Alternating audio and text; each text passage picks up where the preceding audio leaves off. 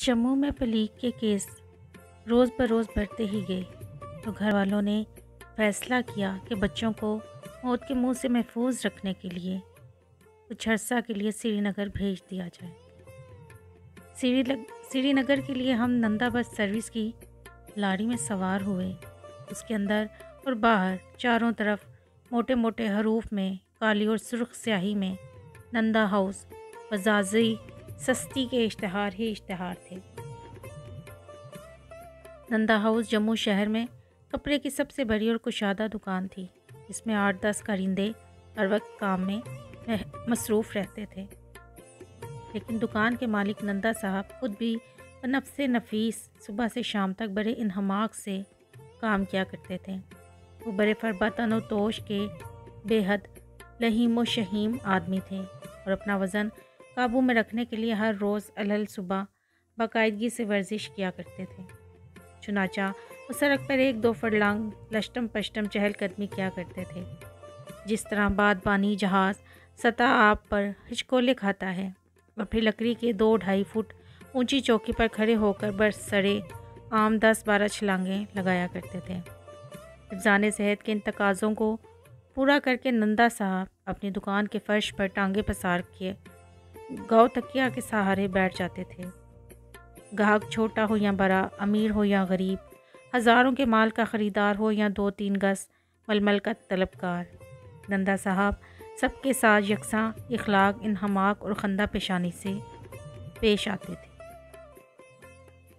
उनके करिंदे गाहकों के सामने कपड़ों के थानों पर थान खोल खोल कर ढेर लगाते जाते थे और छोटे से छोटा गाहक भी वहाँ से इज़्ज़त नफ्स का ऐसा एहसास लेकर उठता था कि फिर उम्र भर उसके लिए किसी और दुकान का मुंह देखना दुश्वार हो जाता था। यूँ भी थान में से कपड़ा फाड़ते वक्त नंदा साहब 1-2 उंगल कपड़ा गाहक के हिस्से में बढ़ा देते थे और कीमत के मोल तोल में कुछ ऐसा हंसमुख रवैया इख्तियार करते थे गोया इनका असली मकसद मुनाफा कमाना नहीं बल्कि ख़रीदार का दिल खुश करना है।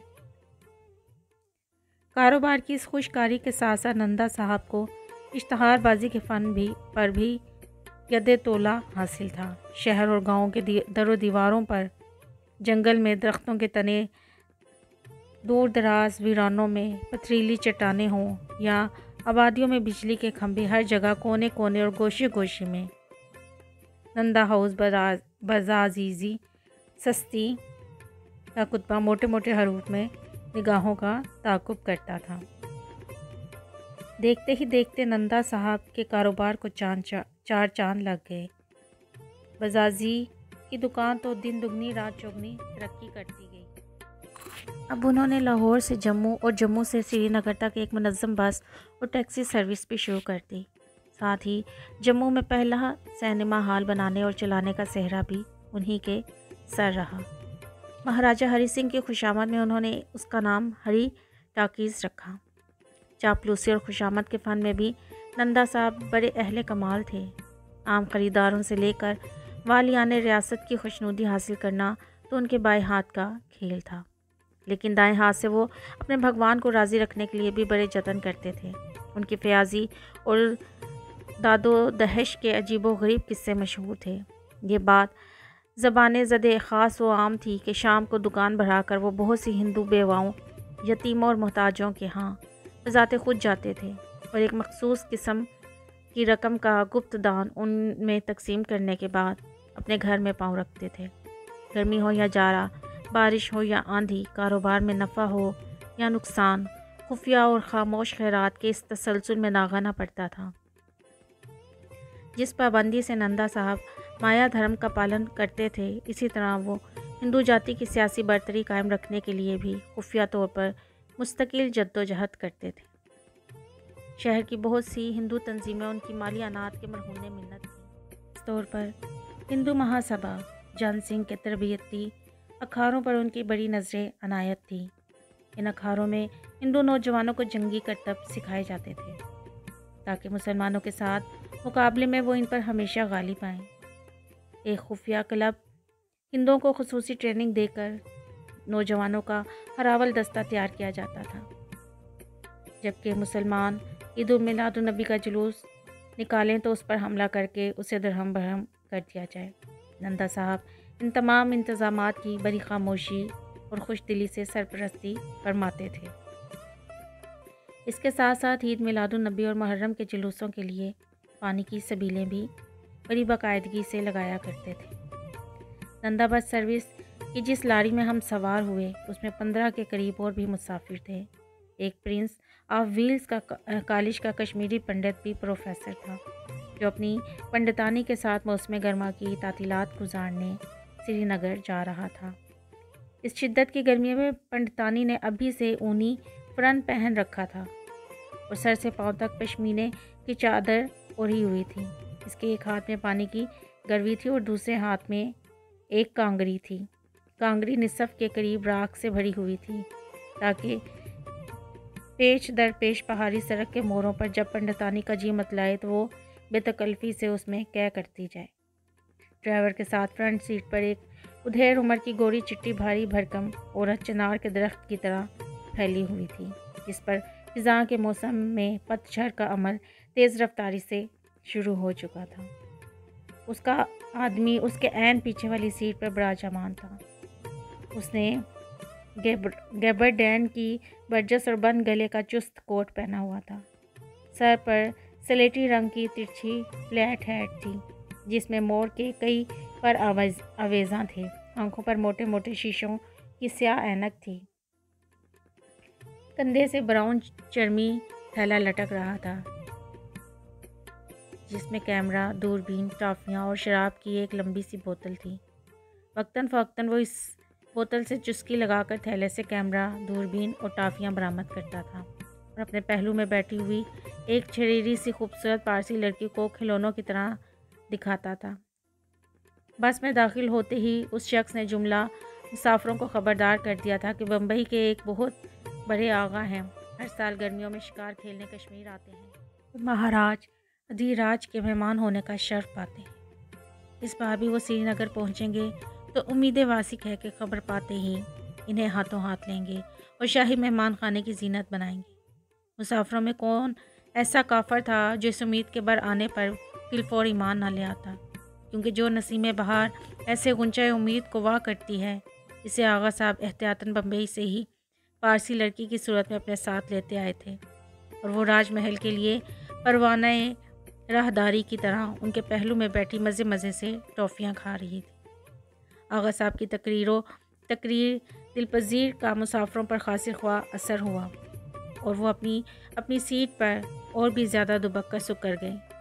سکھ ڈرائیور بھی مرعوب نظر آتا تھا۔ اس نے کلینر کو ڈانٹا کہ وہ وقت ضائع نہ کرے اور گاڑی کو فوراً اسٹارٹ کرے۔ کلینر نے اچھل کر زور زور سے ہینڈل گھمایا۔ انجن نے 2-4 احتجاجی سسکیاں لیں اور پھر کرک کر چالو ہو گیا۔ بس کے پہیوں نے حرکت کی۔ گرم شال میں لپٹی پنڈتانی نے آغاز سفر کا شگون لیا اور آؤ آؤ کر اپنی کانگری میں پہلی قے کر ڈالی۔ شہر سے نکل کر رام نگر سے گزرے تو مہاراجا اور مہارانی کے محلات آئے۔ آغا صاحب پارسی لڑکی کے سر سے سر جوڑ کر بیٹھ گئے اور اسے الف لیلا کی کہانیاں سنانے لگے۔ فرنٹ سیٹ پر چھائی ہوئی خزاں دیدہ بیگم کو یہ بات ناگوار گزری اور اس نے اپنے نازک سے سندلی پنکھے کی ڈنڈی گھما کر آغا صاحب کا سر اس کے کان سے ایسے جدا کیا جیسے بلی کے منہ سے چھچھرا۔ آغا صاحب نے اپنے چقندر جیسے چہرے پر بھروں کے چھتے کی طرح لٹکی ہوئی مونچھوں کو دونوں طرف سے مروڑا اور خشونت سے پنڈتانی کو گھورا جو کانگری میں منہ دیے بڑی پابندی سے اپنا فریضہ سر انجام دے رہی تھی۔ بس ہے یا جمار خانہ؟ آغا صاحب گرجے، چاروں طرف بدبو ہی بدبو پھیلا رکھی ہے، توبہ توبہ، ناک میں دم آ گیا۔ آغا صاحب کی ناراضگی بھانپ کر کلینر اپنی جگہ سے اٹھا اور پنڈتانی کو دھکیل دھکال کر سب سے الگ تھلگ بس کے آخری کونے میں بٹھا دیا۔ پنڈتانی کو تو خیر آرام ہو گیا کہ وہ جب جی چاہے کھل کر بے روک ٹوک قے کرتی جائے، لیکن کشمیری پنڈت پروفیسر صاحب کا نخل تمنا برباد ہو گیا جب سے انہیں معلوم ہوا کہ آغا صاحب کے مہاراجا ہری سنگھ کے ساتھ ذاتی مراسم ہیں، تو انہوں نے دل ہی دل میں طے کر لیا تھا وہ اس وسیلہ کو اپنی مقصد براری کے لیے ضرور کام میں لائیں گے۔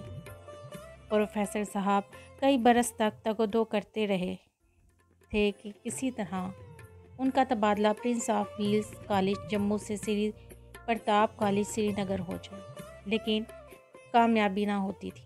اب بس میں آغا صاحب کو ہم سفر دیکھ کر انہیں خیال آیا کہ شاید یہ فرشتہ رحمت ان کی حاجت روائی کے لیے ہی غیب سے نازل ہوا ہو۔ چنانچہ وہ بڑی محنت سے کھسک کھسک کر آغا صاحب کی سیٹ کے قریب سے قریب تر ہونے کی کوشش میں لگے ہوئے تھے۔ کچھ عجب نہیں کہ سری نگر تک پہنچتے پہنچتے وہ پارسی لڑکی سمیت آغا صاحب کو شیشے میں اتار بھی لیتے، کیونکہ کشمیری پنڈت کی شان یہ ہے کہ اسے کسی دفتر کی ادنا سے ادنا اسامی پر تعینات کر دیا جائے تو وہ دیمک کی طرح سارے عملے کو اندر ہی اندر چاٹ کر اوپر والی کرسی پر سر نکالتا ہے۔ لیکن کلینر نے اس نے پیچھے دھکیل کر سارے منصوبے پر پانی پھیر دیا۔ پنڈتانی تو بڑے اطمینان سے کانگری میں منہ ٹھون سے بیٹھی تھی، اور پروفیسر صاحب بصد حسرت و یاس ان خوش قسمت مسافروں کا منہ تک رہے تھے جنہیں اب بھی آغا صاحب کی سیٹ کا قرب حاصل تھا۔ رام نگر سے ذرا آگے 6 ڈرائیور نے بس کی رفتار احتراماً ہلکی کر دی، کیونکہ یہاں پر نشیب میں درختوں کے جھنڈ کے درمیان پنج پیر کی کہنا اور بوسیدہ سی قبریں تھیں۔ کچھ مسافروں نے گردن جھکا کر پنج پیر کو سلام کیا۔ اب پہاڑی راستہ شروع ہونے والا تھا اور بس گاؤں گاؤں کرتی پیش در پیش سڑک پر چلنے لگی، جو بھورے پہاڑ اور سبز درختوں کے ساتھ کالے ربن کی طرح لپٹی ہوئی کبھی اوپر اٹھتی تھی، کبھی نیچے لڑکتی تھی اور کبھی بڑی بڑی بیضوی دائرے کاٹ کر نظر سے اوجھل ہو جاتی تھی۔ ایک طرف سنگلاخ چٹانیں ہی چٹانیں تھیں، دوسری طرف محیط کے گہرائی ہی گہرائی، جگہ جگہ پہاڑی جھرنوں کا پانی چھوٹی چھوٹی شفاف چادریں بن کر چٹانوں کے اوپر بہتا تھا۔ سڑک کے کنارے پکے چبوترے اور ہوس بنے ہوئے تھے اور جھرنوں کا پانی لوہے کے نل کے ذریعے 24 گھنٹے ان پر گرتا رہتا تھا۔ ہندو ڈوگرے ان نلوں کی دھار کے نیچے کھڑے ہو کر نہاتے بھی تھے، کپڑے بھی دھوتے تھے، پانی بھی پیتے تھے۔ مسلمانوں کو ان چبوتروں کے پاس تک پھٹکنے کی اجازت نہ تھی، کیونکہ ان کے چھونے سے چشمے کا صاف پانی ناپاک ہو کر پھر بھٹ شٹ ہو جاتا تھا۔ جو بچا کھچا مستعمل پانی چبوتروں سے بہہ کر نکلتا تھا، اس کی نکاح سڑک کے دوسری جانب نشیب کی طرف تھی۔ یہاں سے سرنو ایک بیمار سی آبجو بن کر نیچے کی طرف رواں ہو جاتا تھا۔ اس سیکنڈ ہینڈ پانی کو اپنے استعمال میں لانے کے لیے مسلمانوں کو کھلی چھٹی تھی۔